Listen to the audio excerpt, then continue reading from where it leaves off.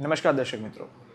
હાલ અત્યારના રોગના જે પ્રમાણ જે છે તે સતત વધી રહ્યા છે, પછી તે ન્યુરોલોજી હોય કે કાર્ડિયોમાં હોય. આજે આપણે જે વિષય ઉપર ચર્ચા કરવા જઈ રહ્યા છીએ તે છે બ્રેઇન ટ્યુમર. કારણ કે આજે બ્રેઇન ટ્યુમર દિવસ છે અને ખાસ સ્ટર્લિંગ હોસ્પિટલના ન્યુરો વિભાગના હેડ ડૉક્ટર ગૌરવ વાઘાણી અત્યારે આપણી સાથે જોડાયા છે. આપણે એમની સાથે સીધી વાતચીત કરીને જાણીએ કે એમનું શું માનવું છે. ડૉક્ટર, પહેલાં તો આપનો ખૂબ ખૂબ આભાર કે આપનો કિંમતી સમય ફાળવીને આપ અમારા આંગણે આવ્યા છો. સર, સર્વપ્રથમ પ્રશ્ન તો આપણે ટ્યુમર ડે ઉપર વાત કરીશું, પરંતુ આપે જે ન્યુરો ફેકલ્ટી જે પસંદ કરી એની પાછળનું શું કારણ?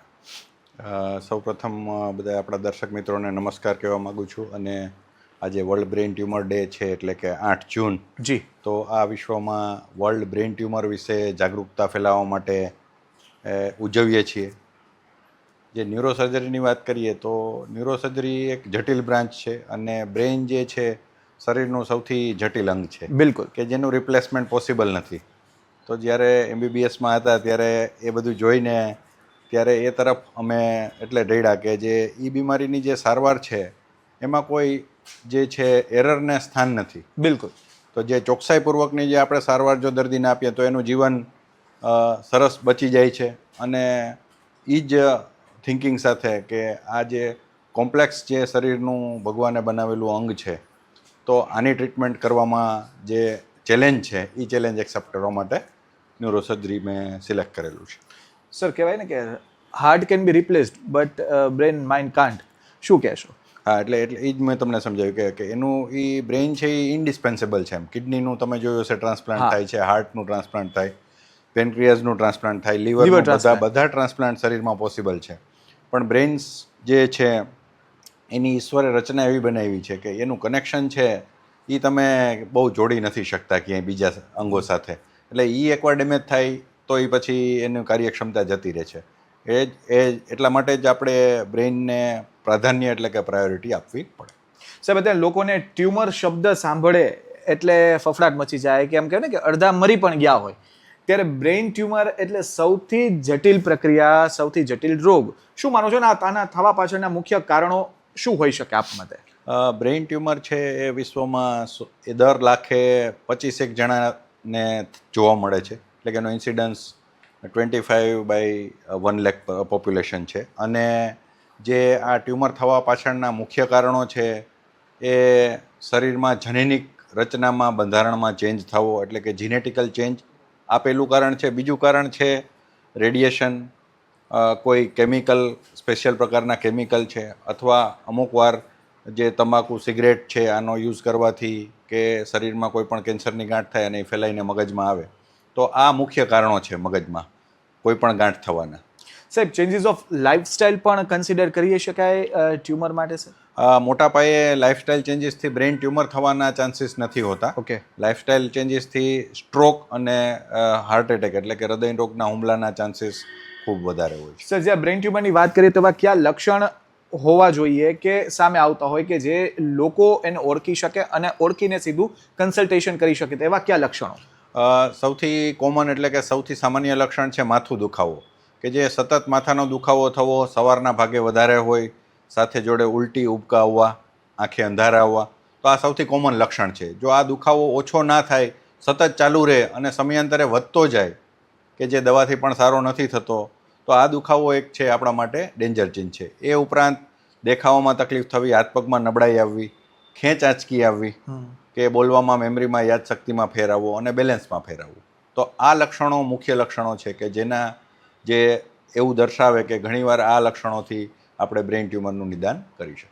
માની લો કે સર કોઈનું બ્રેઇન ટ્યુમર ડિટેક્ટ થાય છે તો કયા પ્રકારની સારવાર સર્વપ્રથમ આપવામાં આવે જેથી જે એનો ફેલાવો છે તે અટકી શકે?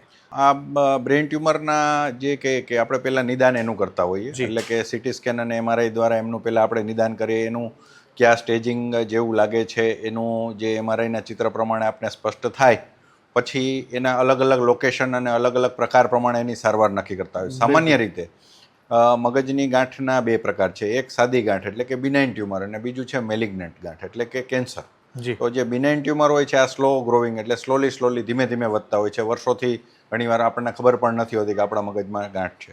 અને કેન્સરની ગાંઠ હોય ઝડપથી વધતી હોય અથવા ક્યાંયથી શરીરમાં ફેલાય. તો આ બંનેની ટ્રીટમેન્ટ માં પ્રાથમિક જે સારવાર છે આ સર્જરી, એટલે કે સર્જરી કરીને આ ગાંઠને છે આપણે રિમૂવ કરવી.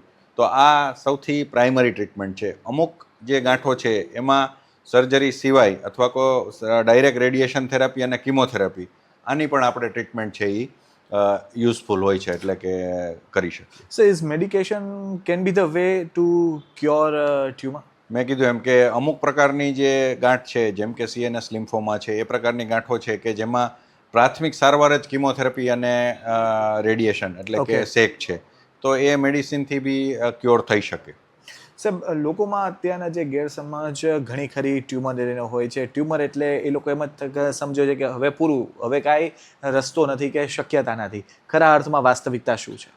ખરેખર ટ્યુમર, બ્રેઇન ટ્યુમર આવે એટલે એ કંઈ આપણું એવું નથી કે હવે બ્રેઇન ટ્યુમર આવી ગયું એટલે પૂરું થઈ ગયું. એ આપણી નિરાશા વધારે લઈ આવે છે આપણામાં, અને નેગેટિવ જે કંઈ ને કંઈ વિચાર છે એનાથી વિલ પાવર બી ઓછો થાય છે. તો ડરવાની જરૂર નથી.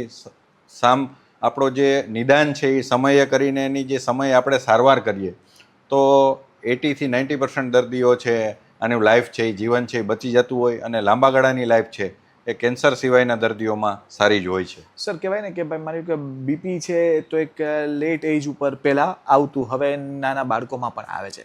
સાહેબ, તો સેમ વસ્તુ બ્રેઇન ટ્યુમરમાં પણ એવું હોય કે નાની ઉંમરમાં કે નાના વયના જે યુવાનો છે કે બાળકો છે એમાં પણ ટ્યુમર જોવા મળે? નાના બાળકોમાં બી ટ્યુમર, બ્રેઇન ટ્યુમર બહુ જ કોમન છે. એ અલગ પ્રકારના દરેક એજ પ્રમાણે દરેક અલગ અલગ પ્રકારના ગાંઠો જોવા મળતી હોય છે.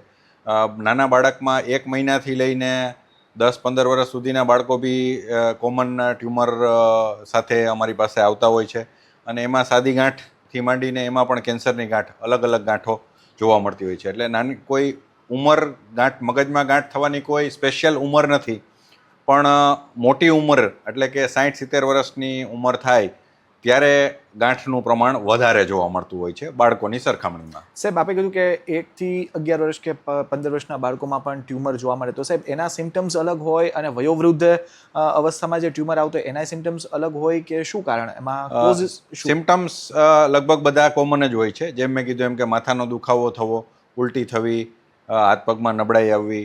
નાના બાળક જ્યારે સાવ નાનું હોય કે જે કોમ્યુનિકેશન નથી કરી શકતું, તો એ બાળકમાં માથું મોટું થવું, માથામાં પાણીનો ભરાવો થવો, દર્દી છે વધારે તંદ્રામાં એટલે કે ઘેનમાં રહે, ખોરાક ન ખાઈ શકે, આંચકી આવે, આંખના ડોળા ત્રાંસા થાય, તો આ બધા લક્ષણો છે એ બાળકમાં વધારે જોવા મળે, કેમ કે બાળક આપણને ફરિયાદ નથી કરી શકતું. બિલકુલ. એટલે આ બધી વસ્તુ એના રહેણીકરણીમાં અથવા તો એના વર્તનમાં ચેન્જ આવે તો આપણે બાળકોના ડૉક્ટરને બતાવીને તરત જ એનું નિદાન અને તપાસ કરવી જોઈએ. સાહેબ, ટ્યુમરની ટ્રીટમેન્ટ કેટલી ક્રિટિકલ છે? જે આ બ્રેઇન ટ્યુમરની ટ્રીટમેન્ટ છે એ ખૂબ કોમ્પ્લેક્સ હોય છે, અને એના સ્ટેજિંગ એટલે કે એની ગાઈડલાઇન પ્રમાણે આપણે એમાં ટ્રીટમેન્ટ કરતા હોય છે. પ્રાથમિક જે મેં સમજાવ્યું એમ કે સૌથી પહેલાં નિદાન થયા પછી એની સર્જરી. તો આ જે સર્જરી છે હવે અત્યાધુનિક સ્ટેજમાં એટલે કે અત્યાધુનિક આપણા યુગમાં એ સર્જરી જે પહેલાં થતી અને હવે થતી એમાં ખૂબ ફેર છે. હવે જે થાય છે એમાં માઇક્રો સર્જરી થઈ ગઈ છે, અને જે એની ચોકસાઈ છે એ ખૂબ વધી ગઈ છે. એનું કારણ છે ઓપરેશન દરમિયાન ન્યુરો મોનિટરિંગ, એટલે કે આપણે લાઈવ કોષોનું મોનિટરિંગ કરીએ, જેમાં હાથ પગની તાકાત છે, બોલવા સમજવાના કેન્દ્રો છે, અને લાઈવ જોઈ શકીએ કે ભાઈ એમાં કાંઈ ફેર આવે છે કે નહીં.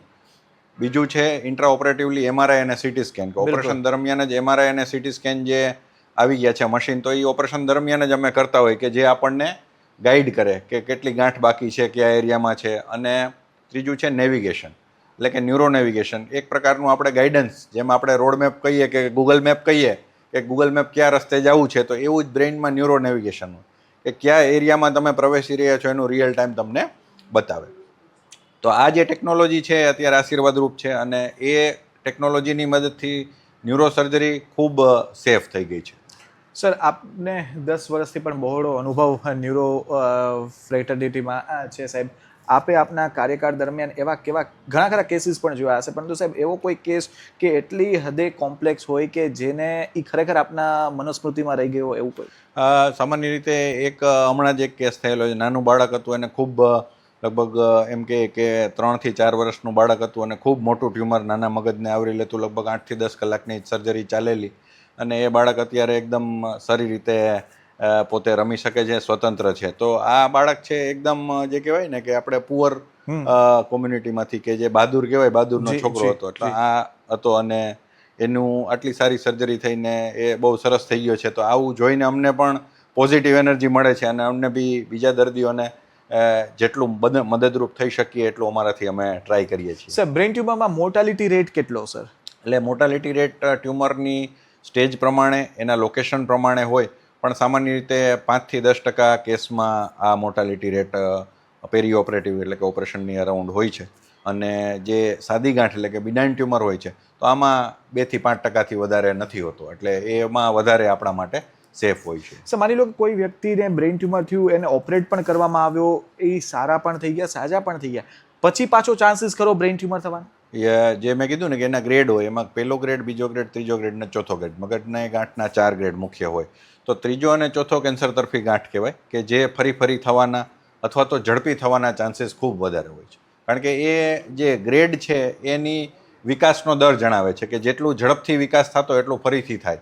એટલે કેન્સરમાં એટલે જ આપણે સેક અને કિમોથેરાપી એટલે કે રેડિયેશન અને કિમોથેરાપી આ બંને આપતા હોય છે કે જેથી એનું જીવન છે મેક્સિમમ આપણે લાંબુ કરી શકીએ. એટલે જ કોઈ પણ ગાંઠ ઓપરેશન થાય તો એને સમયાંતરે ચેકઅપ કરાવવું અને રિપોર્ટ કરાવવો જરૂરી છે, જેથી ફરીથી ગાંઠ થતી હોય તો એને આપણે ટાઈમે ડામી શકીએ અથવા તો એની ફરીથી સારવાર કરીને એને પછી કંટ્રોલમાં લઈ શકીએ.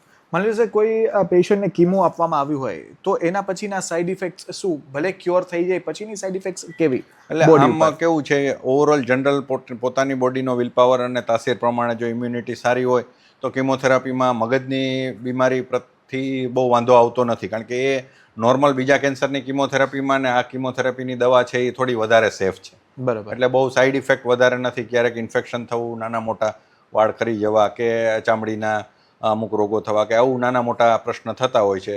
બહુ ખૂબ જૂજ કેસ એવા હોય કે જેમાં લોહીની ટકાવારી બહુ ઓછી થઈ જાય કે એટલું જીવલેણ ઇન્ફેક્શન થઈ જાય કે દર્દીને વધારે તકલીફ થાય. બાકી આ દવા સેફ હોય છે સામાન્ય રીતે. સર 21મી સદીમાં રહીએ છીએ છતાં પણ લોકો ખુલીને સામે આવતા નથી. ઘણા ખરા કિસ્સામાં આપણે જે પહેલા સિમ્ટમ્સ કીધા કે ભાઈ માથું દુખતું રહેવું હોય કે આવા બધા જે ચિહ્ન હોય તો લોકો એને માથું મારતા હોય છે અને કોઈ નાની એવી દવાઓ લઈને એમ ટ્રાય કરે છે કે મટી જાય. આ કેટલું જોખમી છે? એટલે જો કોઈ બી માથાનો દુખાવો 2 કે 3 અઠવાડિયાથી વધારે રહે અથવા તો એ દુખાવો દવાથી સારો નથી થતો તો આપણે તુરંત જ એનું ચેકઅપ કરાવી લઈએ આઈડિયલી.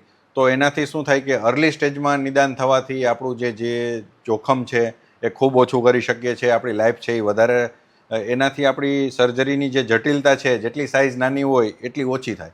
એટલે આ હેડેક એટલે કે બહુ માથા દુખાવામાં બહુ માથું મારવું નહીં, એ મારો ખાસ અત્યારે સંદેશ છે લોકો માટે. સાહેબ 10 વર્ષ પહેલાની સ્થિતિની વાત કરીએ ત્યારે બ્રેઇન ટ્યુમરના જે ઓપરેશન થતા, ઓપરેટ કરવામાં આવતા, હવેની વાત કરીએ શું ચેન્જીસ આપ જોઈ રહ્યા છો ટેકનોલોજી વાઇઝ અને ઓવરઓલ કેસ વાઇઝ? એટલે ટેકનોલોજી વાઇઝ તો મેં તમને સમજાવ્યું એમ કે હવે અત્યાધુનિક બધી ટેકનોલોજી આવી ગઈ છે એટલે સર્જરી ખૂબ સેફ બની ગઈ છે અને સરળ બની ગઈ છે અમારા માટે અને દર્દીને એનો ફાયદો થાય જ છે. આ બધી ટેકનોલોજી છે એ દર્દી માટે આશીર્વાદરૂપ છે. ઉપરાંત હવે જે નિદાન છે આ અર્લી સ્ટેજમાં થવા માંડ્યા છે. ઓકે. કે જે પહેલાં જે છે એ લેટ સ્ટેજમાં નિદાન થતા, નિદાન મોડા થતા, બીજા અવેરનેસ નહોતી, ભય બહુ વધારે હતો, લોકોને એવું બીક લાગતી કે ઓહો ઓપરેશન મગજનું તો ઓપરેશન મગજ તો ખોલાવાય જ નહીં. આવી સામાન્ય છે એ આપણે ગેરસમજ છે એ આપણા સમાજમાં પ્રવર્તે છે. તો આ ગેરસમજ દૂર કરીએ, સત્યને હકીકતને સ્વીકારીને એને રસ્તો કરીએ તો આપણા માટે લાંબુ જીવન થઈ શકે અને આપણું જીવન છે એ કોઈ પણ ખોડખાપણ વગરનું થઈ શકે. સર આપ રાજકોટમાં ઓપરેટ કરી રહ્યા છો, શું માનો છો અમદાવાદ, વડોદરા, સુરત જેવા જે મહાનગરો છે અને એની સરખામણી આપણે રાજકોટ સાથે કરીએ in terms of brain tumour cases, શું માનો છો રાજકોટમાં પ્રમાણ વધુ છે કે ઓછું છે? અને વધુ છે તો કયા કારણોસર વધુ છે? એટલે મેં કીધું એમ કે જે કેન્સરના કોષો છે એની ઓલમોસ્ટ જોવા જાય તો ઓલ ઇન્ડિયા લેવલમાં બધે બ્રેઇન ટ્યુમરના કોષોની સરખામણી બધે લગભગ સમાન જ છે. પણ જે મેં કીધું એમ કે હવે ટેકનોલોજી બાબતે રાજકોટ ઘણું આગળ છે અને આપણે કહી શકીએ કે અમદાવાદ અને બોમ્બે આને સર્જિકલ બાબતમાં આપણે એટલા જ સારા રિઝલ્ટ આપણે અત્યારે પણ આપીએ છીએ અને એમને કમ્પેરેબલ રિઝલ્ટ આપણે આપીને દર્દીને જે બેસ્ટ પોસિબલ ટેકનોલોજીનો લાભ આપીએ છીએ કે જેથી દર્દીને જે ટ્રીટમેન્ટ છે આ ખૂબ સફળ બને છે. સાહેબ ન્યુરોલોજીની વાત કરીએ તો ઘણા ખરા કિસ્સાઓમાં જાગૃત અવસ્થામાં ઓપરેટ કરવામાં દર્દીઓને આવતા હોય છે. સાહેબ શું કારણ અને આનાથી શું ફાયદો થાય છે સર? આ ખૂબ સરસ પ્રશ્ન છે કેમ કે આ જે સારવાર છે આજથી 14 વર્ષ પહેલાં મેં સૌરાષ્ટ્ર કેસમાં પ્રથમ કેસ છે હવે ક્રેનિયોટોમીનો આ મેચ કરેલો છે. Okay, great. અને આ જે હવે ક્રેનિયોટોમી છે એનો મિનિંગ એવો હોય કે દર્દી બેભાન ના કરીએ, દર્દીના ખાલી માથાની ચામડી અને એટલો ભાગ જ બેરો કરીને દર્દી જાગ્રત અવસ્થામાં હોય એની સાથે સર્જરી કરીએ. જ્યારે મગજના ક્રિટિકલ ભાગ કે જ્યાં બોલવા સમજવાના કેન્દ્રો અથવા તો હાથ પગની તાકાતના કેન્દ્રો ડાયરેક્ટ ઇન્વોલ્વ હોય, ઓકે, એવા કેસમાં એ બધા કેન્દ્રોને આઈડેન્ટિફાઈ કરીને ગાંઠને એનાથી છૂટી પાડતી વખતે આ ભાગોમાં વધારે તકલીફ ના રહે એટલા માટે જાગ્રત અવસ્થામાં ચાલુ ઓપરેશન દરમિયાન અમે ચેકિંગ કરતા જતા હોય અને ગાંઠ ધીમે ધીમે રિમૂવ કરતા જતા હોય. તો આ હવે ક્રેનિયોટોમી છે એ ખૂબ નવી ટેકનોલોજી પ્રમાણે ખૂબ આશીર્વાદરૂપ છે. જે મેં કીધું આ લોકેશનમાં જેની ગાંઠ હોય કે જેમાં એક્ઝેક્ટ હાથ પગની તાકાતના કેન્દ્રો અને બોલવા સમજ, તો આ દર્દી માટે સ્પેશિયલ આ ટેકનિક છે. સર, બ્રેઇન ટ્યુમર દરમિયાન જે ઓપરેટ કરવામાં આવતો હોય કોઈ દર્દીને, ત્યારે માત્ર ન્યુરોલોજીની જે ટીમ સાથે કાર્ય કરતી હોય કે અન્ય ફ્રેટર્નિટી પણ આમાં સાથે જોડાયેલી હોય? એટલે મેં કીધું એમ કે આમાં એનેસ્થેસિયા બી ખૂબ અગત્યનો અત્યારે પાર્ટ છે. જેમ સર્જરી છે એમ આખું એનેસ્થેસિયાનું બી પોતાનું આખું અલગ સાયન્સ છે અને એનેસ્થેસિયા બી એટલું જ ઇમ્પોર્ટન્ટ છે. અને અત્યારે આપણી જે એનેસ્થેસિયાની ટીમ છે one of the best team છે સૌરાષ્ટ્ર કચ્છમાં સ્ટર્લિંગ હોસ્પિટલ ખાતે, અને જે ડૉક્ટર હેતલ વડેરા છે જે એમના હેડ છે, તો આ છે એ ખૂબ નિપુણ છે. અને એનેસ્થેસિયામાં બી ઘણા બધા મોનિટરિંગના લેવલ હોય છે અને એ બધા મોનિટરિંગ છે એ દર્દીનું કરતા રહીએ જેથી દર્દીને એનેસ્થેસિયાની સાઈડ ઇફેક્ટ છે એ થવાના ચાન્સીસ ઓછા રહે છે. બીજું કે મેં ન્યુરો મોનિટરિંગની જે વાત કરી, તો આ ન્યુરો મોનિટરિંગ ન્યુરોફિઝિસિસ્ટની ટીમ હોય છે કે જે ન્યુરોનલ મોનિટરિંગ કરતા હોય. તો આ બી એક ટીમ આપણી સાથે સંકળાયેલી. મુખ્ય 3 ટીમ એનેસ્થેસિયા, ન્યુરોફિઝિસિસ્ટ અને આપણા ન્યુરોસર્જન, તો આ 3 ટીમ છે એ ત્રણેય ટીમના જે કહેવાય કોર્ડિનેશનથી આ સર્જરી થતી હોય છે. સર, કોઈ કમ્પેરિઝનની વાત નથી, પરંતુ સ્ટર્લિંગની જ્યારે વાત આવે તો how Sterling is far more ahead than other hospitals? સ્ટર્લિંગની જે ન્યુરો સાયન્સની ટીમ છે એ one of the best team છે. બીજું જે ન્યુરો સાયન્સની ટીમ એકેડમિક વાઇઝ અને એ લોકોને ટ્રેનિંગ વાઇઝ બી બધી ડિફરન્ટ ફિલ્ડમાં આ નિપુણતા ધરાવતા લોકોની ટીમ છે. સ્ટર્લિંગ હોસ્પિટલનું ઇન્ફ્રાસ્ટ્રક્ચર વાઇઝ વાત કરીએ તો ઓપરેશન થિયેટર, અત્યાધુનિક માઇક્રોસ્કોપ, એ ઉપરાંત સીટી સ્કેન, MRI અને આઈસીયુ, જે આઈસીયુની જે કેર છે, આ બધી કેર છે એ state of the art care છે અને એક્સેલન્ટ ટીમ દ્વારા આ કેર આપણે દર્દીને આપીએ છીએ કે જે બીજે આપવી છે એ મુશ્કેલ છે. અને આવી ટીમ છે એના લીધે જ આખી આપણી હોસ્પિટલની જે સારવારનું જે રિઝલ્ટ છે એ આપણે બતાવી શકીએ છીએ. સાહેબ, એક બીજું મિથ એ પણ છે દર્દીઓના જે સગાવાલા હોય એમાં હોય કે ભાઈ ઓપરેટ થઈ જાય પછી કેટલો સમય લાગે એ દર્દીને સ્વસ્થ થવામાં. ઘણા ખરા લોકોને એવું માનવું છે કે ભાઈ મહિનાઓ પણ થઈ જતા હોય છે, પરંતુ ખરી વાસ્તવિકતા શું? એટલે શું છે? સામાન્ય રીતે દર્દીને જે બેડ રેસ્ટનો જે ગાળો હોય છે એ સામાન્ય રીતે 2 થી 3 અઠવાડિયા અમે બેડ રેસ્ટ કરતા હોય છે. એનું રીઝન છે જે ટાંકા કે ઘા જે હોય એ રૂજાવાનો ટાઈમ મળે, એ દરમિયાન બીજા લોકોના સંપર્કમાં આવવાથી જે ક્રોસ ઇન્ફેક્શન થાય આ ના થાય. અને દર્દીને એકવાર ટાંકા નીકળ્યા પછી દર્દી હરીફરી શકતા હોય છે અને સામાન્ય રીતે 4 થી 6 અઠવાડિયામાં પોતાના રાબેતા મુજબના કામને જોઈન કરી શકતા હોય છે. સર, ત્યારબાદની લાઈફસ્ટાઈલ કેવી હોવી જોઈએ? સામાન્ય રીતે લાઈફસ્ટાઈલ મેં કીધું એમ કે એમાં 2 વસ્તુ ઇમ્પોર્ટન્ટ છે. એક તો દવા અને રેગ્યુલર ચેકઅપ. એટલે દવા નિયમિત જે પણ આપેલી જે દવાઓ હોય, જેમ સામાન્ય રીતે ખેંચની દવા જે હોય એ આપણે રેગ્યુલર ચાલુ રાખવી પડતી હોય અમુક મહિનાઓ સુધી. અને રેગ્યુલર ચેકઅપ દર મહિને, 3 મહિને, 6 મહિને કે વર્ષે જે પણ અનુકૂળ જે પણ બીમારીની જે સ્ટેજ હોય એ પ્રમાણે અમે રિપીટ MRI એટલે કે સીટી સ્કેન જે પણ આપણે ઇમેજિંગ કરાવતા હોય જેનાથી આપણું ગાંઠ છે એનું ફોલોઅપ આપણને ખબર પડતી હોય છે. તો આ રેગ્યુલર ચેકઅપ અને રેગ્યુલર દવા આ ખૂબ જરૂરી છે ઓપરેશન કે કોઈ પણ સારવાર પછી. સર, ખાસ જ્યારે રાજકોટની વાત કરવામાં આવે તો રાજકોટની તાસીર જ કંઈક અલગ છે, બરાબર? તો બ્રેઇન ટ્યુમરના જે કેસીસ રાજકોટમાં ઓછા આવે એના માટે ખરા અર્થમાં લોકોએ શું તકેદારી રાખવી જોઈએ? સામાન્ય રીતે જે કોઈ પણ શરીરમાં કેન્સર ન થાય એના માટેનો કોઈ પણ સૌથી પહેલો ભાગ છે એ આપણે વ્યસન, એટલે કે તમાકુ, સિગરેટ, દારૂ, આ બધી કોઈ પણ વ્યસન છે એ બને એટલું એને ટાળીએ જેથી કરીને શરીરમાં કેન્સરની ગાંઠ છે એ થતી નથી. અને આ કેન્સરની ગાંઠ છે એ ન થાય તો એ શરીરમાંથી ક્યાંયથી ફેલાય નહીં અને મગજમાં ન આવે. એટલે આ બને ત્યાં સુધી આપણે વ્યસનથી આપણે દૂર રહીએ અને રેગ્યુલર લાઈફસ્ટાઈલ એટલે કે શરીરમાં નિયમિત ખોરાક અને નિયમિત વ્યાયામ, કે જે જંક ફૂડ વગરનો ખોરાક, નિયમિત વ્યાયામ, સ્ટ્રેસ વગરની લાઈફ અને નિયમિત ઊંઘ, આ પણ આપણી હેલ્થ માટે એટલી જ જરૂરી છે કે જો એ બધી વસ્તુનું ધ્યાન રાખે તો આ બધી બીમારીઓ આપણને સ્પર્શતી નથી. જે લાઇફસ્ટાઈલ બીમારીઓ છે આ બધી આપણાથી દૂર રહે છે, જેમાં સ્થૂળતા આવે છે, ડાયાબિટીસ આવે છે, બ્લડ પ્રેશર આવે છે. અને ક્યાંય ને ક્યાંય આ બીમારી જો એકવાર શરીરમાં હોય બિલકુલ. તો આપણી રિકવરીમાં અને આપણા બોડીના જે મેં કીધું ફંક્શનિંગમાં ફેર કરતી હોય છે, કે જેથી કરીને આવી કોઈ બીમારી જ્યારે થાય ત્યારે આ બધા પ્રોબ્લેમ હોય તો આપણું મુશ્કેલી છે બેવડાઈ જાય છે. સર, સમયની પાબંદી છે છતાં પણ મારે 2 પ્રશ્ન આપને પૂછવા છે. જેમ ટેકનોલોજી એડવાન્સ થઈ રહી છે તો આવનારું ભવિષ્ય બ્રેઇન ટ્યુમર ટ્રીટમેન્ટમાં કેટલું મહત્વનું પુરવાર થશે? 100% અત્યારે જેમ જેમ નવી નવી ટેકનોલોજી આવતી જાય છે એમ દર્દી માટે આશીર્વાદરૂપ બનતી જાય છે. એટલી જ આપણી ટ્રીટમેન્ટ છે એ ફોકસ થતી જાય છે. જેમ કે હવે ગામા નાઇફ પ્રકારનું રેડિયેશન આવી ગયું છે, કે જે લેટેસ્ટ ટેકનોલોજીવાળું રેડિયેશન છે અને એ એકદમ પિન પોઈન્ટ છે. એટલે અમુક બીમારીમાં એ આવી ગયું છે. પ્રોટોન થેરાપી આવી ગઈ છે.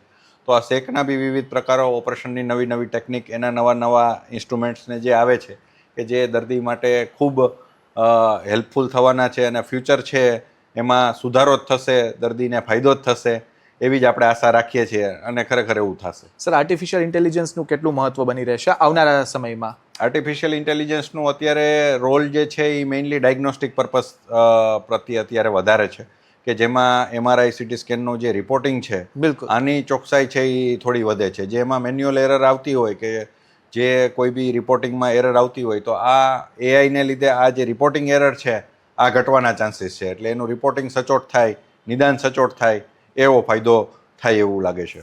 Sir, very final question to you. Rajkot મિરરના દર્શકો અને તમામ રાજકોટ વાસીઓને આપનો સંદેશો શું હશે ખાસ આજના દિવસ નિમિત્તે? જેમ મેં કીધું એમ કે બ્રેઇન ટ્યુમર ડે એટલે આજની થીમ છે અ ક્લોઝર લુક, એટલે કે નજીકથી એને આપણે જોવાની વાત છે. એટલે કે ડાયગ્નોસિસ માટેનું ફોકસ દર્શાવે છે. એટલે કોઈ પણ લક્ષણો જે મેં જણાવ્યા આપમાંથી કોઈ પણ લક્ષણ જણાવે તો એમાં માથું મારવાની જરૂર નથી અને તરત જ એનું નિદાન કરવું, આ પહેલો પોઈન્ટ છે. બીજો પોઈન્ટ નિયમિત, આપણે મેં કીધું એમ કે સંયમિત લાઈફસ્ટાઈલ જીવવાથી આપણે બીમારીનું અને જે મેં કીધું એમ કે આપણા શરીર ઉપર ભારણ ઘટે અથવા તો બીમારી થવાનું જોખમ આપણા ઉપર ઘટી જાય છે. અને ઇનકેસ કોઈ પણ બીમારી એવી નીકળે, જેમ મેં કીધું કે બ્રેઇન ટ્યુમર, તો એમાં ડરવાની કોઈ જરૂર નથી. આ અત્યારે બ્રેઇન ટ્યુમરની સારવાર છે એ ખૂબ જ આધુનિક સ્ટેજ ઉપર છે અને એટલી સરળ સારવાર થઈ ગઈ છે કે દર્દી માટે એ જીવન છે એનાથી સારવારથી આપણે લાંબુ કરી શકશું. તો ગભરાવાની કોઈ જરૂર નથી. આ બ્રેઇન ટ્યુમર છે એને સામાન્ય બીમારી જ ગણીને એની આપણે ટ્રીટમેન્ટ કરવાની છે. Sir, thank you very much કે આપ આપનો કિંમતી સમય ફાળવીને આપ અમારે આંગણે આવ્યા. આપનો આભાર. મિત્રો, ડૉક્ટરે ખૂબ સારી વાત કરી કે કહેવાય ને કે prevention is better than cure. ત્યારે તમે માત્ર જાગૃતતા કેળવી અને જો કોઈ સિમ્ટમ્સ તમને એવા લાગતા હોય ને સીધું જ તમે સચોટ કન્સલ્ટેશન કરાવો તો આ જે જટિલ બીમારી છે તેનાથી પણ આપણે મુક્તિ મળી શકે છે. પહેલાં જે વાત હતી કે બ્રેઇન ટ્યુમર ખૂબ જ જટિલ છે, એને ઓપરેટ કરવું ખૂબ અઘરું છે, હવે તે વાત રહી નથી, કારણ કે ટેકનોલોજી એડવાન્સમેન્ટ પણ એટલા જ પ્રમાણમાં જોવા મળી રહી છે. ત્યારે ફરી આવા કોઈ નવા વિષય સાથે અમે આપની સમક્ષ પ્રસ્તુત થશું. ત્યાં સુધી મને રજા આપો ને જોતા રહો રાજકોટ મિરર. નમસ્કાર.